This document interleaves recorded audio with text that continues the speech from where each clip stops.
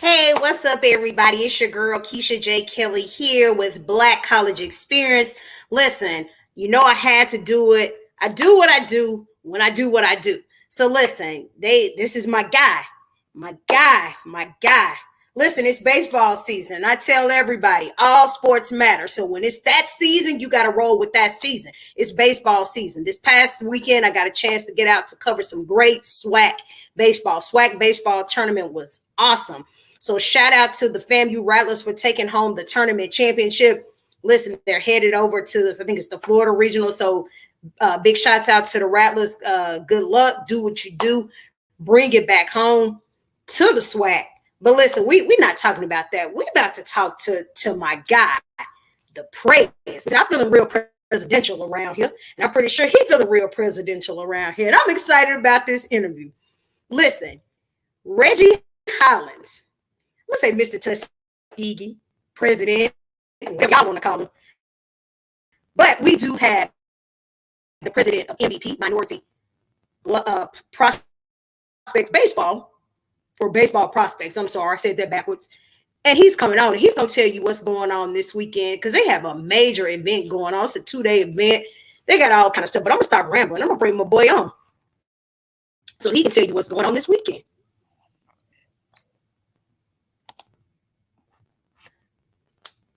See, that's the thing about technology. It wants to lag and take its time and do what it wants to do.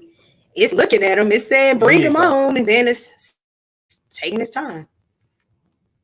It's going to have to bring him on because I can't tell his story. There you go. It's coming. Oh, that's what you're going to do. Okay, let's see what it's doing. It's trying to bring you.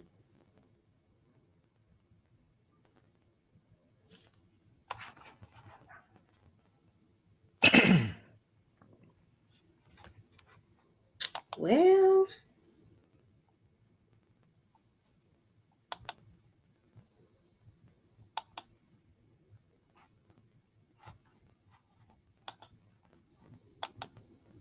they just don't want to bring Reggie in there. Let's see. There he is. There it is. There he is. That's the thing about technology. There it is. Does what he wants to do. Still.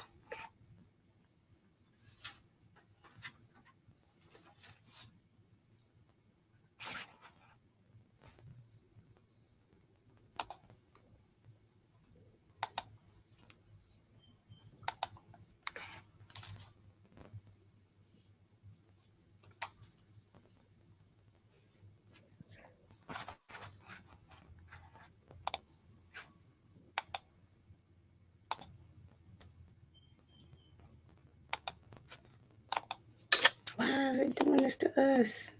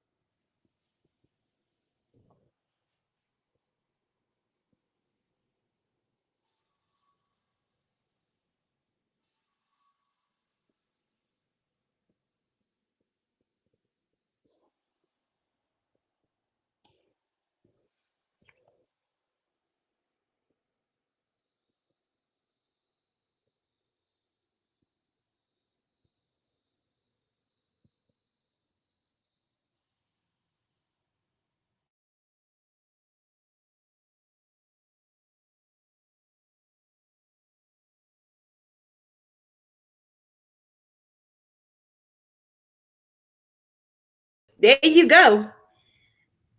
I don't know what it's doing. Got a mind of his own, right?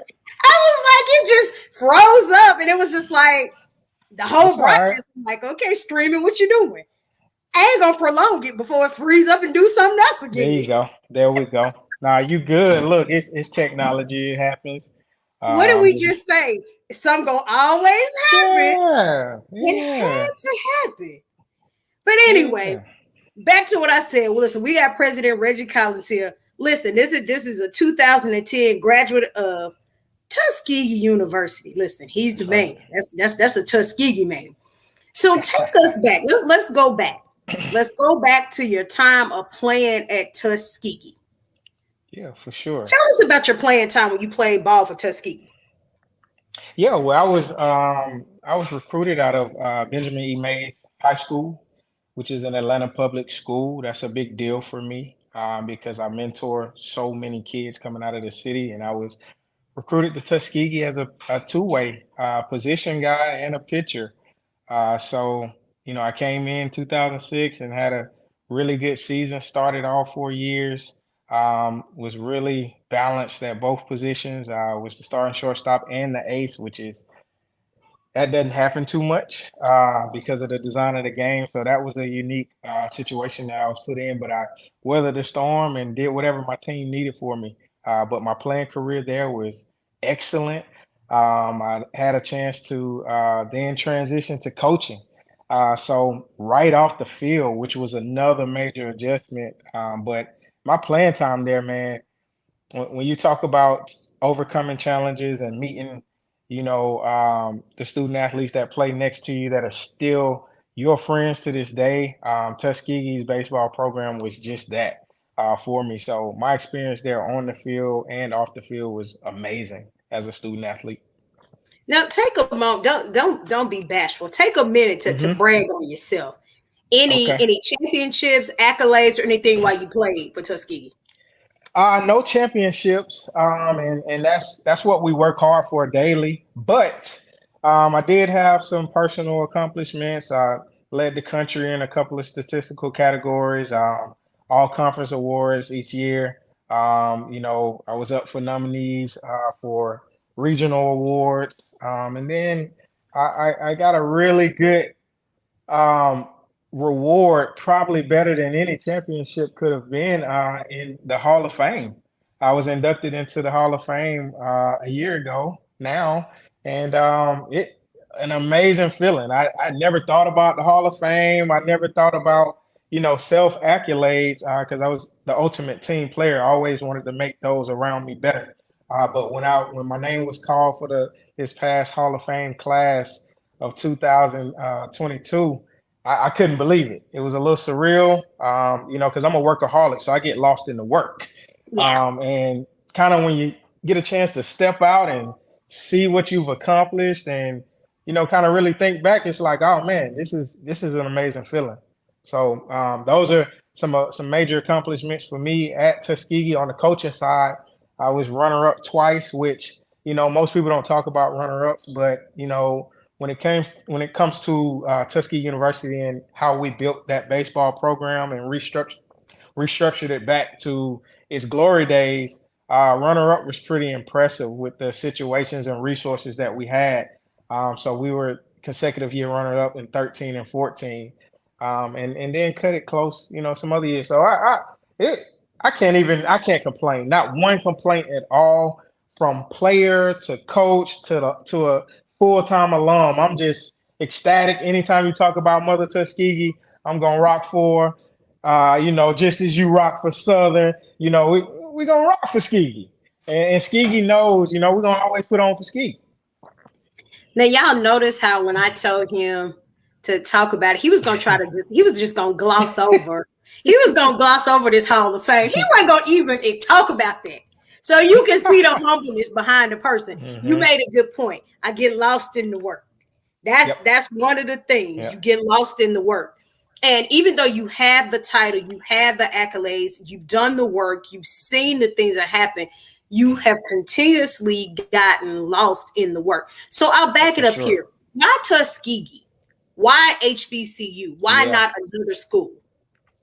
For me, so I had a pretty interesting journey. So I was getting recruited by major D1s, mid-major D1s as well out of high school. Kind of had some injuries to my arm, set me back. I had to readjust my mindset, and really focus on how to pitch, how to play this position with this injury, that never rewarded me to get my velocity back up into college. So that kind of set me back as well. A lot of schools fell off, but for me, Tuskegee was a family school. So I can count down the line of how many family members that attended Tuskegee. So, when it comes to homecoming and being exposed, to a HBCU,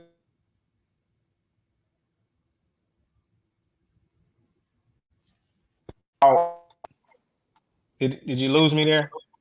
I see you. I don't see your picture, but you there. I'm sorry, I don't know what happened there. I'm sorry, but when you talk about when you talk about HBCUs, homecoming is the drawing point. And my Correct. family, they exposed me early. So, once I kind of got my ducks in a row, I said, you know what? I think I like the academic piece here at Tuskegee. Very strong, rich tradition, history. And then I said I can go in and make a difference for the baseball program. They need, good student athletes that are going to do what they're supposed to do on and off the field. And that was my mindset. And they offered me a scholarship. They needed pitching right away. And then also I was able to come in as a position player, so a valuable asset. But did I know that was going to lead to a coaching career? Had no idea. But sometimes, when you do what you're supposed to do, God, He's already looking out for you. He has your journey designed. So that's why Tuskegee for me in a nutshell. It's a school that has a rich family tradition for me, and then it's also top tier academic and baseball experience. So you went up, you didn't go over there to just ball and parlay. You ain't go. No, no, I went to ball and parlay. Please believe that. But I went to get my academics as well. So that business house is suiting me well right now, because everything I do is administratively, savvy. So I learned a lot, marketing, sales. I have all backgrounds, finance. I was pretty well rounded in that business house, and I'm using it now, so it paid off. So before I go into this, jump into your actual career with Hmm. Tuskegee. Tell me about the shed. Talk about the shed right quick, because I hear about the Yeah. shed. I got to hear about the shed from somebody from Tuskegee. They ain't gonna be over the top, but tell me about the shed. Well, first of all, if you haven't experienced the shed, I recommend that you go and pull our football schedule for this upcoming season. And then also, I recommend homecoming, which, I don't want to put this up for debate because it's not for debate. We have the top homecoming experience that you can ever imagine. So, when we talk about the shed, we talk about the student engagement under that shed.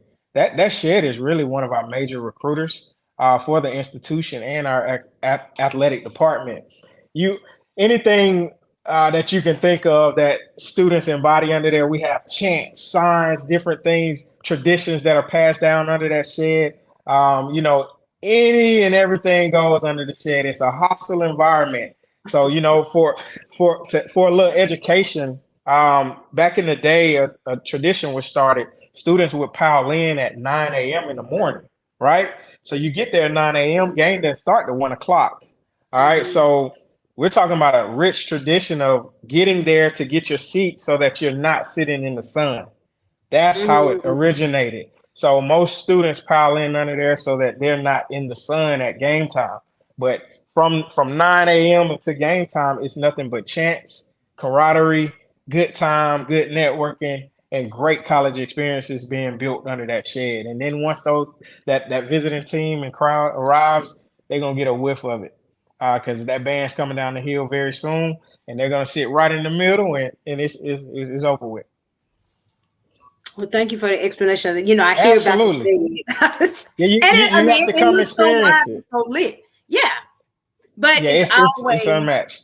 it's always something. Of course, it's always an interference when I'm gonna come there. It's another something that I'm covered, like a homecoming. Something is always at the same time. But I said I was gonna make my way down there. I'm gonna What sit in the well student center with the students. you let me know when you do that, and we'll figure it all out. I'm coming. I'm I coming. got you. So, did you play any other sport in high school, or was it just baseball? So high school, I let basketball and football go before high school. I had my athletic director at Mays High School. He wanted me to focus on baseball. He saw a career for me, a longevity career. So he kind of had a little talk with me. So I did not hoop, but I was a point guard. I was pretty quick and agile, and it showed on the baseball field as well. But no, he talked some sense into me. He told me he wanted me to focus, lock in. So Hmm. just baseball in high school and college. Okay, so Mr. Point Guard. What position did There you you play go. football then? I was actually a running back in football. Yeah, I was because again, vision, quickness. I make quick decisions. And if you rolled any film on the baseball field, you would see that as well. You have to kind of think ahead. So I was used to thinking 6 situations ahead. So when it came to seeing a hole or knowing what was there or developing, Mhm. I was already through the hole, right? So that's I was at running back and never flatline straight speed, but just a lot of quickness side to side. Very quick, could hit a hole very fast. So let me ask you this because we know basketball, football, that's like the major Hmm. sports, especially when it comes to HBCUs. And we see more people getting into baseball. Do you think enough young men are playing baseball? No matter what school, do you think enough young people are playing baseball? And should more of them consider the sport outside of basketball and football? Absolutely, there are blacks playing all over this country, and I know we'll dive into it later when we go into minority baseball prospects, but um, we're dispelling that.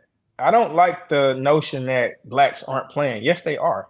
Now, whether inside of our community, there are some things that we need to do a little bit better so we can further advance ourselves. Yes, that is the case. And in this situation, development needs to be a little bit better in our communities, which we're working at, and then also exposure. So that's why you have companies like ours, MBP, that exist, along with others. There are so many others already on the ground doing a great job, and one of our things at MVP is to make sure we recognize those organizations. This is just because they were in our events or we've helped them. It was somebody who came along before us that put into these young men and young ladies. So no, they're playing all over the country. We're dispelling that. We're showcasing that. That's why every second, whether it's youth, amateur, HBCU, mid-major D1, NAIA, whatever level it is, professional, we're gonna show it. And so that's what you can kind of feel this, momentum right now. It's because those generations are starting to expose, and it's only going to get stronger. And I do believe that, we've seen over the course of time, and I can say with this event, it we're gonna get into it, but Hmm. it's Hmm. y'all. This is not just, for lack of better words, this is not your mom and pop up shop. It's not. Yeah, for And sure. I saw No, the no. event last year. It's an amazing event, y'all. I can't tell you. Of course, Hmm. he can't tell you. You really have to be there to experience this event Absolutely. because I Absolutely. saw what the event looked like and how many people came out last year. But we're not gonna fumble over this Tuskegee career. Let's go back to Tuskegee. Let's go back to Okay. Mother Tuskegee. Yeah, for So sure. now you started out as an assistant, correct? Yeah, I started out as a volunteer assistant, then worked my way to an assistant, and then head. So what was that like building that career up? Woo! And I When can't I even imagine working for my alma mater as a coach. Oh man. Um, it's pros and cons because the exact needs Yes. of for your institution and that program, Hmm. but at the same time, it's a transition going from a student to a respectable coach and an adult in the real world because you just graduated with these students. Yeah. So those first 3 years, 3 4 years were very dangerous and difficult. I mean, I was coaching guys that I just partied with. So, to be very transparent, that was probably the toughest challenge, making that transition from the field to being a coach. But, I figured out a way to do it. I had a lot of mentors in my corner. They kind of helped me with the transition and, basically just having discipline and separating yourself was the key. So then you became head coach. You were there 6 years. 6 years as head coach. Yes, 6 years as head coach. And then you said, boom, you decided to resign. Yeah, so let me go back a little bit because this is an Okay. important piece, and we may have to have another show about this one, but it's that deep. So for me, in 2017, I took over the helm as head, and so for me, I had to make a decision. Hey, do I fully dive in and continue to try to overcome the obstacle of resources and win championships, or do I better the resources for the program's future? That's what I had to decide. And so I had spent my assistant years thinking about that. And so in 2017, I knew that I had to better my resources. So yes, I'm going to exhaust and give my all, but as a head coach, if you don't have the things necessary, it's kind of difficult to win, right? Correct. So building that field and returning baseball back to campus was a very that was a huge priority for me. We had been off of campus and playing in Montgomery, 50 miles away from campus for 10 years. And so for me, I had to make a decision. Hey, school's not able to do these things right now, um, but I'm gonna figure it out. I have a plan. So my plan was to, not deviate from what Booker T. Washington set for. And if you know anything about Tuskegee and its history, Booker T. Washington was a genius. He had the students do the trade. So when you walk around on our campuses, the buildings were built by the students. So me in this situation needing to build a field, why would I reinvent the wheel? So what I did was got a little smart. I give myself that. I got a little bit smart, and I went to the agriculture, architecture, and construction department, and I made a proposal to them because they had grants. And so I talked to the dean of the colleges and presented the proposal and showed them how it would make this a student experience for rebuilding this field. That's how I got started. So a lot of people may not know that, but Well, they the know it now. students, yeah, the student, yeah, this is probably really you're probably getting an exclusive right now I because just this don't is a happen to do whole, these things. These don't yeah, happen to this is come a out. whole story. Yeah, it's not tell So people I dig in people's business. What do you do for a living? Digging, get an athlete's business. That's all you do, just get an athlete's business. no, no, for sure. And then I'll be transparent. Another way I got started after that was I went to my personal family and asked for a donation of an investment along with me and my wife. And that started the first building process. So a lot of people, when they see you, they don't realize how much financial, you know, um, So is presence you may have this is had. present day. So this is what this Yep. present day building started Yep. with you. Everything you see right there is what I'm telling you right now. This is why any coach that comes in there will be able to continue on and building onto that program. I needed to lay the foundation to get us back on campus.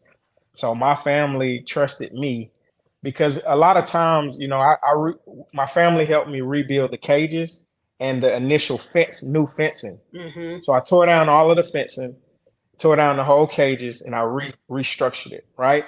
And again, most people will say, "Oh, somebody came in and built it." No, I actually helped do the work. And so, while being out there on the field, that's a lot of my blood, sweat, and tears, literally blood, sweat, and tears on the field. We did the irrigation. We redid the irrigation under there, so I could do irrigation right now, plumbing. We redid the side, the laser leveling. We made it a course out there for the students to learn how to shoot the lasers and grade. And then we also rebuilt the dugouts and the backstop structure. So see, when people hear this story, they appreciate what happened a little bit more, and they'll realize that, hey, no, he didn't just pay for this; they actually built the field. That's what Booker T would have wanted. So that's why I took that route, and that's why we found success. We were one of the first programs to get anything new moving. So it actually laid a template. Tuskegee baseball was almost a pilot, to say the least, which makes sense because we were that inaugural sport at the university. So God, Booker T, the heavens, they used us to lay the foundation, and now Ruffin came in and he's doing the same thing, and now you see a spiral of change coming.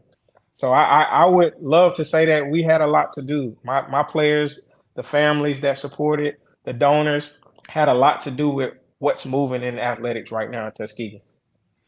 So y'all, let's go back. Y'all saw how he talked about his education and how it was culturally rich. As he talked through this interview, we heard different things that he learned to do. So we see this education really Mhm. paid off because it's taught Absolutely. you to do so many things. It's taught you to navigate. And we know with HBCUs, we'll take a little and we'll make it happen. Hmm. We don't Hmm. complain about it. We know that budgets are cut. We know we Hmm. don't have all the scholarships against some other schools, but we take what we can and we do what we can. So to be able to reach out to your family, to be able to do Yeah. that type of thing, to have Hmm. the skill set, the mindset and everything that you have, and just to have all that talent just within yourself, not Hmm. not even including the other people, but just starting with yourself Yeah, for and to sure. build up on that, that says something within itself, because you could have easily just sat back and complained about it. Or you could have said, I'm just gonna Complain, quit. I'm a complain or quit. stay the same. But Yeah, I had already done that for 9 years. I'd right. seen it. So I said, you know what? Let's do something about it. Yeah, And then they will have to respond. The school will yeah. respond. Once you can, the biggest thing for my family and I was to make sure we show something different, show something new, which now starts movement. Now everybody wanted to see, like, oh man, they got new cages, they got new fences. And then I kept adding something every year. I phased it out. And then I had people start coming on. Next thing you know, I had a donor. I won't disclose his name. He donated all of the side. I had tractors showing up to my field. This I didn't pay for any of it. So this is the spark of what my family was able to actually put into that program and give back to that program. So it's Hollins phase one, two, three, four, just all the phases just keep going. Yeah, and you know what's crazy? The ultimate goal was to get corporate sponsors to Hmm. see it. I did that. So I was blessed to have a trifecta sponsorship between Tuskegee University baseball, Coca-Cola, and the Atlanta Braves. That's how I completed the return to Washington Field. Y'all, and y'all Hmm. know that's hard to get a Absolutely. sponsorship from Coca-Cola and Atlanta. This is an Yep. ATL in y'all. This Yeah, a for true sure. This a true For sure. You better ATL. believe This it. is a true ATL in Benjamin Mays. This is a true Hmm. ATL in right here. Okay, so Absolutely. let's transition. So we now left Tuskegee and Hmm. we moved into present day as to why we call you the president. Take us into this Yeah. present day where we are now. I don't know. It continues to do that. I'm sorry. There you go. You there? Okay. Am I back? Okay. Okay. Hmm. You said take us into present day, just MVP Prez Yes. and how we got here. Yeah. How So you got it's, here? it's yeah, interesting journey. To say the least, it was designed to happen this way. So I went through a major depression in 2020. And all of us had time to sit in the homes, Hmm. and some did nothing, some made plans for the next 5 years. Depending on what you're doing, whatever it was, you had to slow down, right? Hmm. And this was my first time, because you got to think, I'm building this field, I'm building my career. I had not slowed down in almost 10 years, right? So I got in the house and I had to slow down. I had to face myself and realize I was depressed. Hmm. I was no longer happy or fulfilled. So I had to kind of make a decision on what that was going to look like. I knew I wanted to ultimately impact the youth around the country. College was a great start. I enjoyed coaching the college level, but I knew my ultimate passion and fulfillment on this earth was to impact the youth, right? At all levels, really. And so I got a funny call from our founder, CEO, Alex White. And I didn't know what he was calling about, but he was calling about a picture that he had. So he's like, "Hey man, if you could sign this picture out to JUCO, he would expedite your program. He's gonna come in and be your ace." So I did that, right? And then we end up talking, and he told me, he said, hey, man, I've just been sitting at home and I had a chance to think. I want to do more and figure out ways to continue to get my student athletes exposed for the college level. And so he was at Redan High School, which is a prominent Black high school in the country.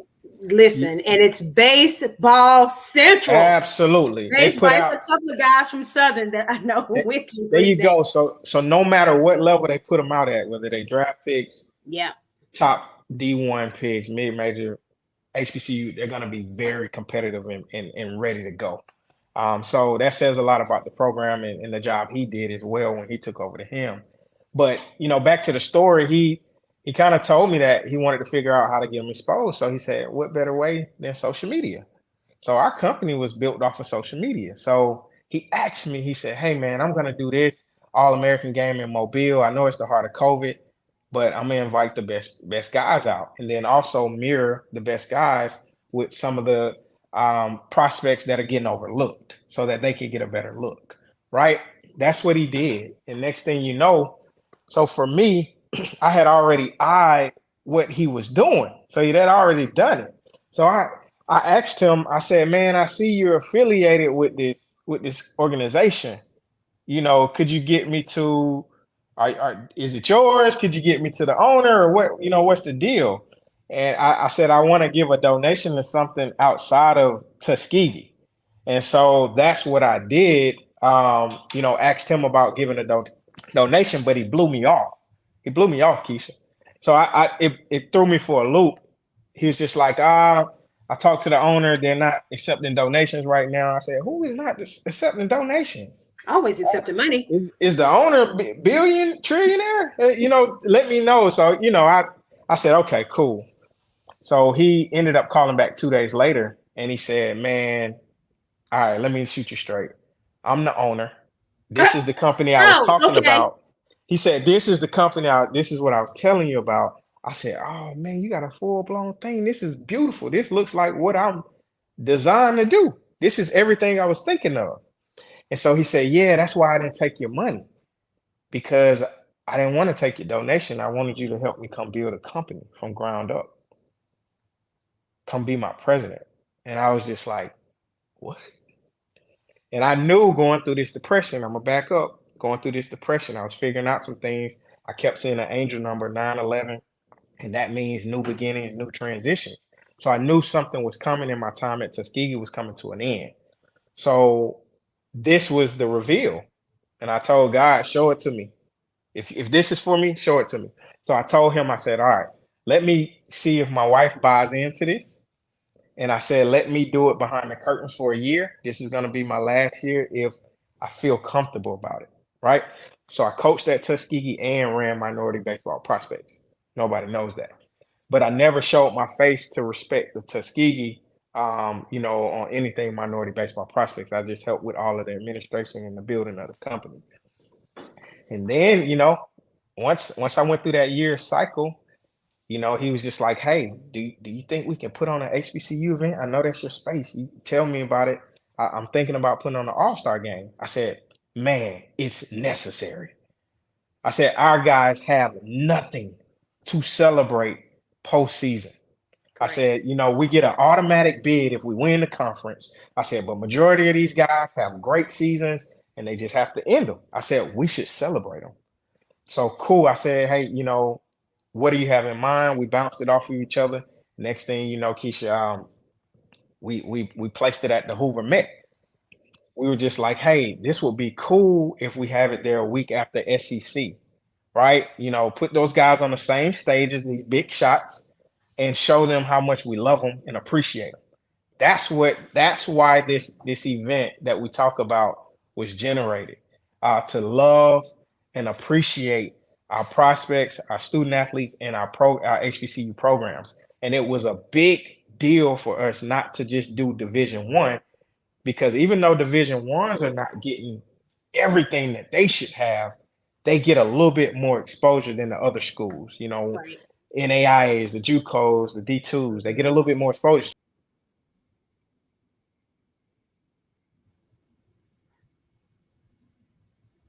All right, what happened to the Prez? I don't know what happened to him that time.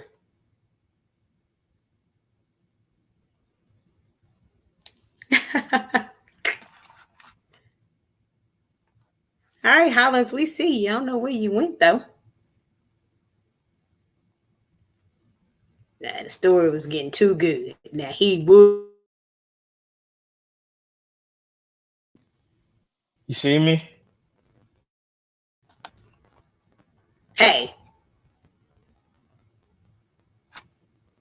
I can see you.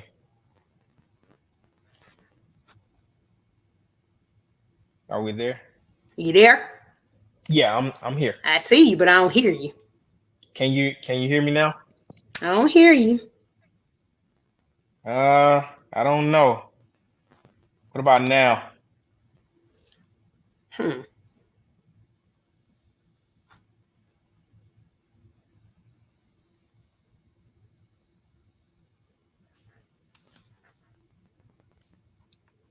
Can you hear me now? All right. There you go. There you are. You can hear me? Okay. Yep. I look, there it is. Look, this how you know it's getting good because I said the try to cut story us started off getting and good, and then he yeah. just gonna drop off. Look, I don't know this technology, mind of his own, but we can keep it going. I'll dive right back in. To why we that's pretty much why we do this game to make sure we love on all levels. And so in our game, you'll see every level represented. And that's why we could talk about 58 institutions. So, but to back up to the original point, that's how I kind of came on with MVP. So I was behind the curtain before people knew. So a lot of people were talking about MVP, even my own players. They were like, "Coach, you think you could get me on with MVP?" I said, I don't know. We'll see. You just So I sit would, there and telling them children. Didn't even tell them. and I ended up telling my squad, of course, before the world found out. But yeah, I just wanted to keep it.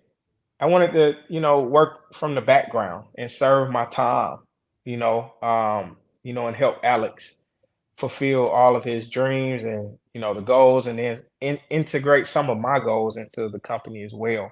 So it was just a perfect marriage. He and I were friends before MVP, and it just carried right into the business. So it's with his he's probably the best scout in the country.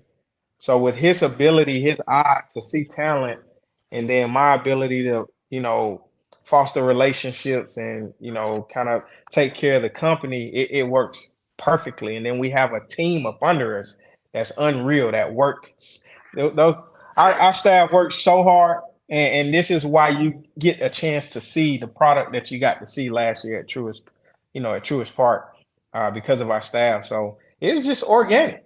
It was organic, how it happened, and I just walked into my purpose.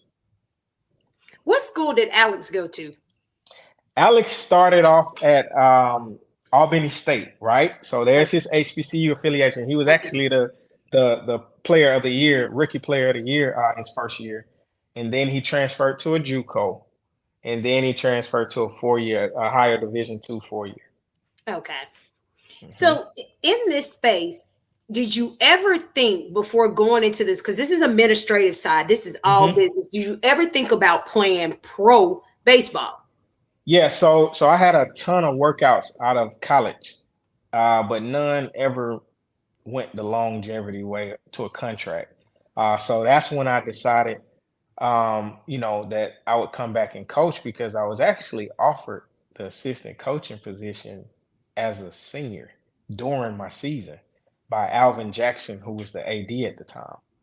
So a lot of people don't know that story either. So, I was looking kind of crazy in his office because I'm like, I know I hadn't done that. What's going on, Mr. Jackson?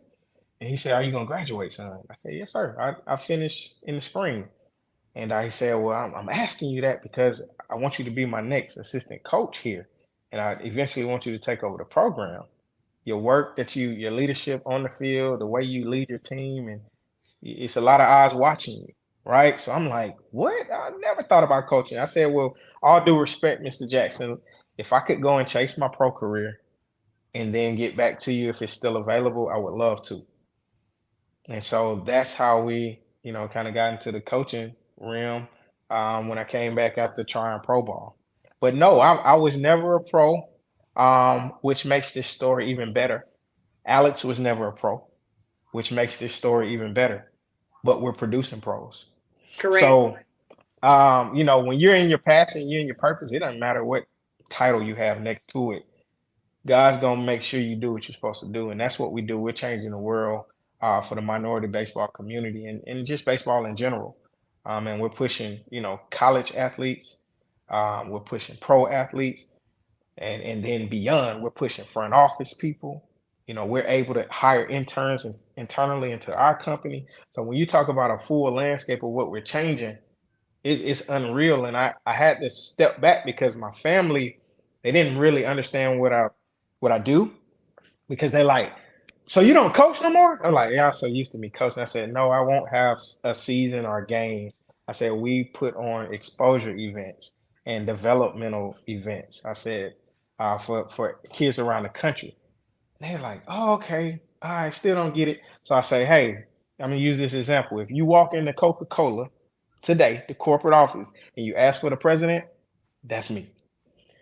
Oh, so you get that response. So it's still a lot of the world. I say that to say it's still a lot of the world that does not understand What you what do. we do.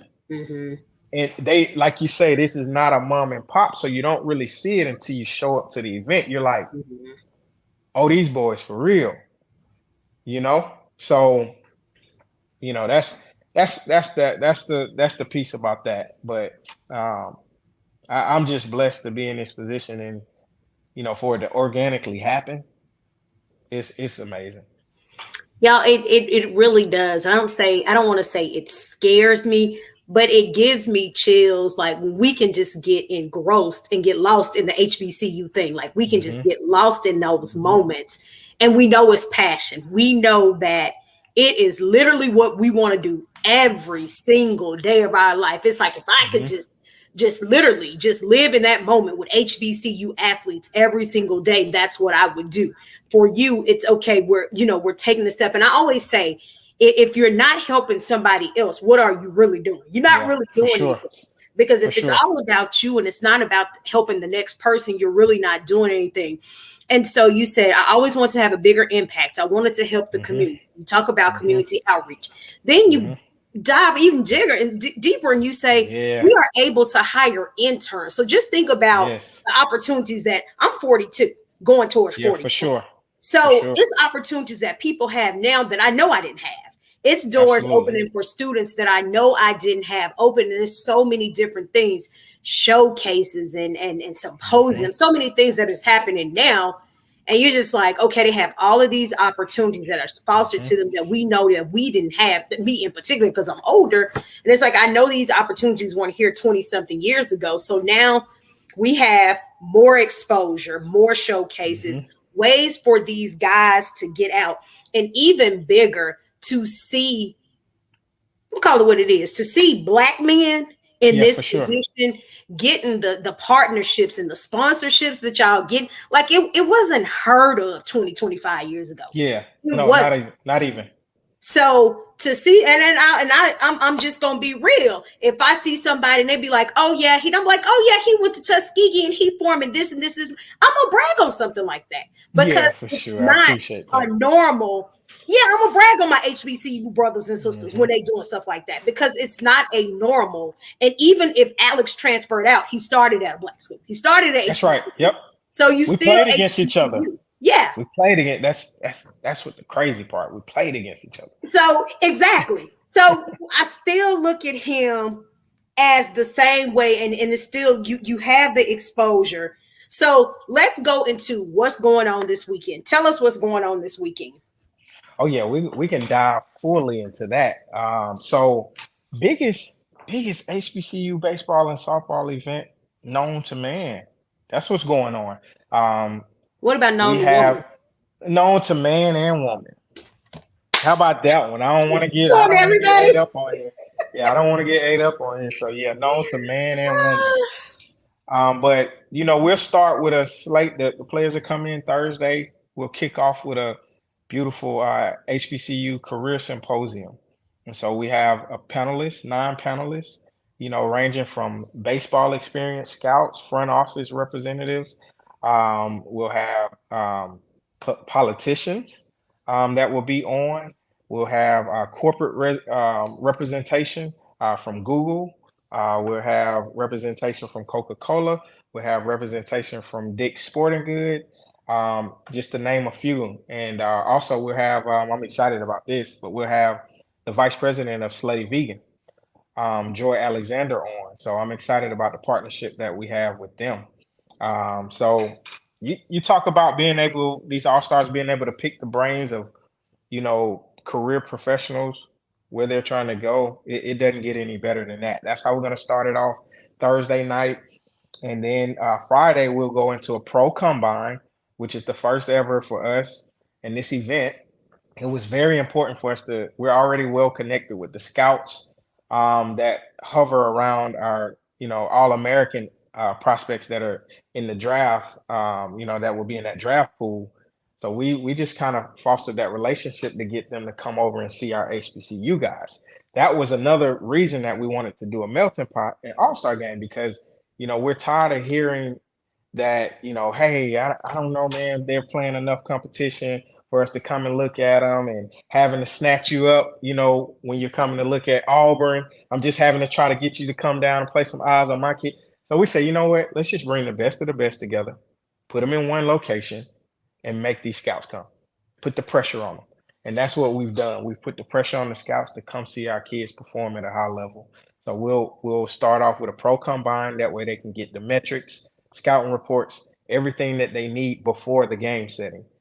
But later that Friday, we are super, you talk about women, we're super excited to embark on our minority softball prospects company this year. We launched it in January, and this will be our first official event. What better than an HBCU event? So those young ladies will get a chance to compete in a home run derby and an all-star game, to pay homage to all of the success and accomplishments that they have fostered this year. I'm super excited about it. We have 40 plus young ladies coming in from across the country, the best. I can't wait. Georgia Gwinnett has opened their home to us, with open arms. So they're going to be able to showcase in that beautiful facility, which is right down the street from the guys, the next day at Cool Ray. And then when you talk about the third, that's the shebang. Everything is centered around a baseball game. For us, Truist Park was an amazing experience. And for us, we wanted to take it a level deeper, because for us, like you're talking about, getting more minorities into baseball and, and away from basketball and football as much, embodying the culture around this game is going to do it. So that's why we've designed the game the way, and designed our company that way, because we want to let every kid that showcases or participates in any of our events know that they can be themselves.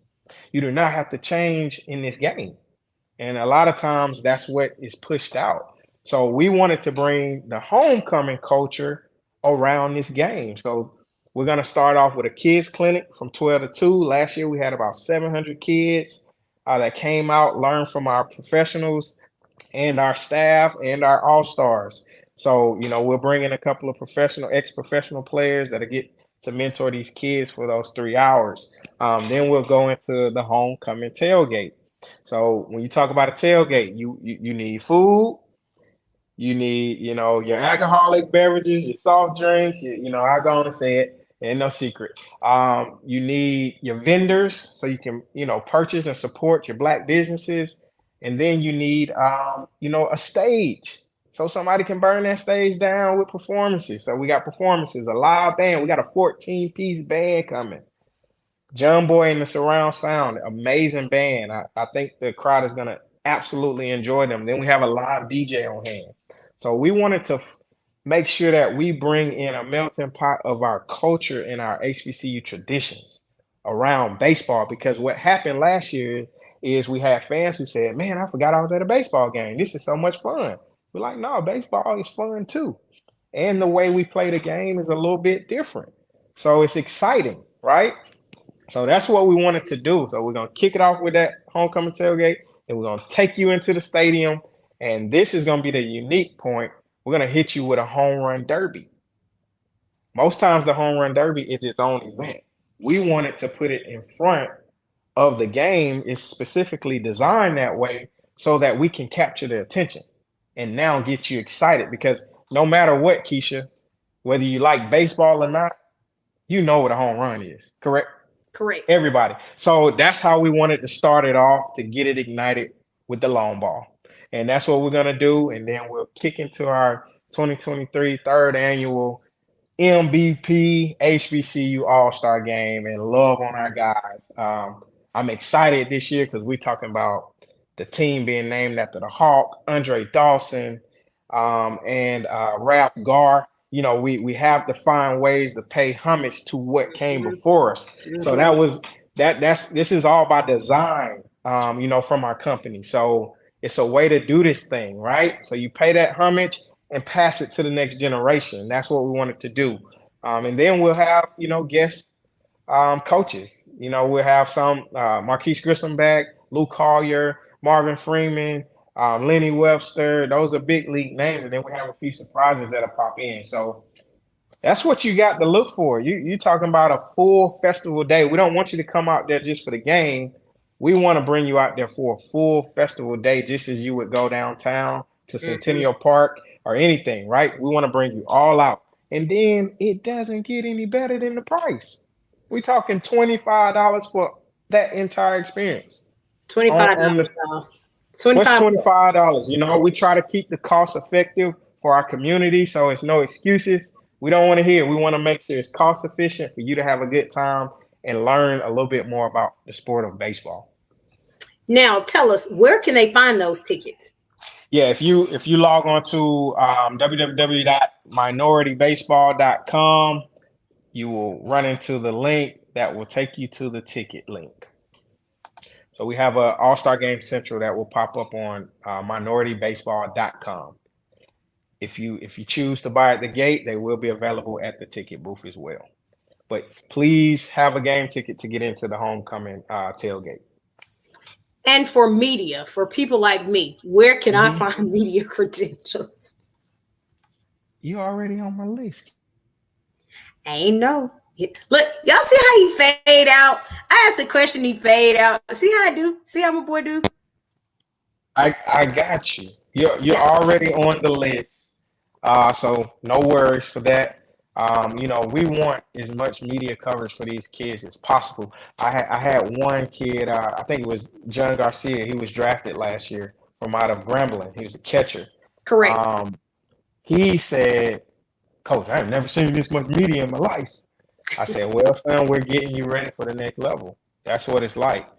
So we want our kids to have that experience as well. You know, our kids, you know, they speak well. They have a lot to say that the world needs to hear. We want to make sure that gets over. I think we're getting some feedback. All right, say something else. Something else. I don't know where the stags come from, but anyhow. So I'm gonna go ahead. No, I was saying, so yeah, when it comes to media, we have to take care of you. You know, I've watched you, and you do incredible work. You're all over the country with football, basketball, baseball, softball, soccer, whatever it is, right? And that's why you have a whole credential tree. I watched you. And so shouts out to your credential tree. We got something to add to it for this one. Got something to add to. Yeah, I'm gonna have a person to put on the tree. I'm gonna have the president to hang on my tree. There you go. I'm gonna have the president, his wife, his daughter, all these people just hanging around the tree, just rolling around. This is what the family looks like.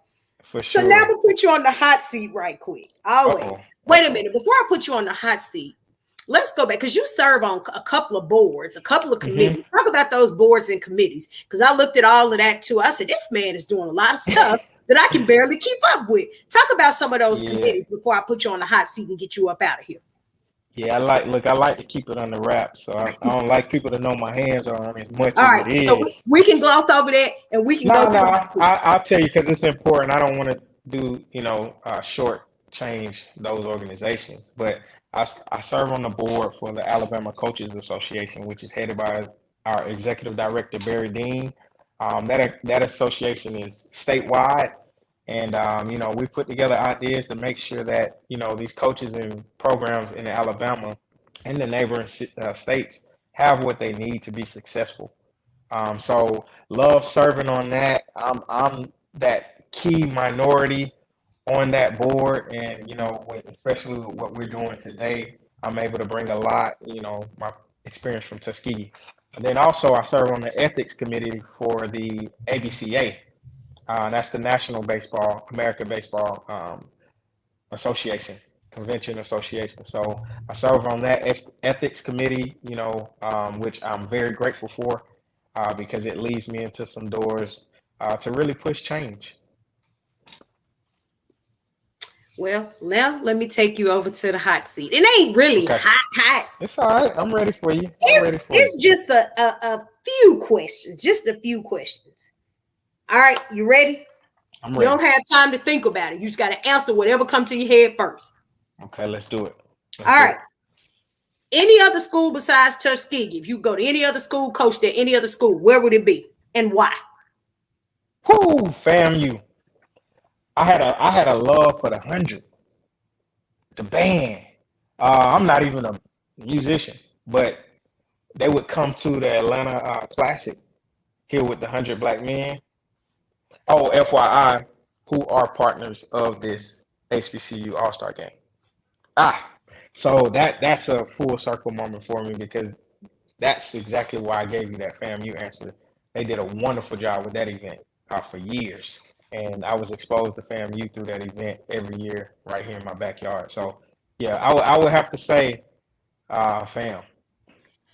Fun fact, FAMU was actually my first school. Ooh, don't you say it loud. That was my first choice. Went to FAMU, seen them highest, them 7 highest hills. I was like, nope, that ain't my school. Went to Southern, best decision I ever made. But FAMU is still, Absolutely. I even still look at getting a master's at FAMU in sports management. So That's it's awesome. still in my mind. I still, we tug and pull, but I do love FAMU. Now, you can't tell them that, but Now don't get me wrong. Now, Southern, I love Southern. All right, and shout out to my boy Chris Crenshaw, the head coach there. That's my guy. Yeah, so I love me some Southern now because I grew up on that Bayou Classic as well. So who gonna win this year? Who gonna win the 50th? Southern. We gonna win, guys. Y'all don't take this personal. He said Southern. For sure. And that's an unbiased opinion. So unbiased opinion. There you go. All right, chicken or fish? Oh, chicken, definitely. Yeah, but grill though. Oh, so now he want to be healthy. Yeah, see, I'm on my health kick. I got to get back to my playing days. All right, we in Atlanta. Coke or Pepsi? Oh, Coke. You're not going to catch me up on this one. But a funny fact, Pepsi pays some bills at the house. My wife works for PepsiCo. Listen, you better know it. You better know what to say. Miss Hollins, you better know what to say. Absolutely. All right, any sport besides baseball, what sport would you coach or play? I'm gonna have to say football. I absolutely love football.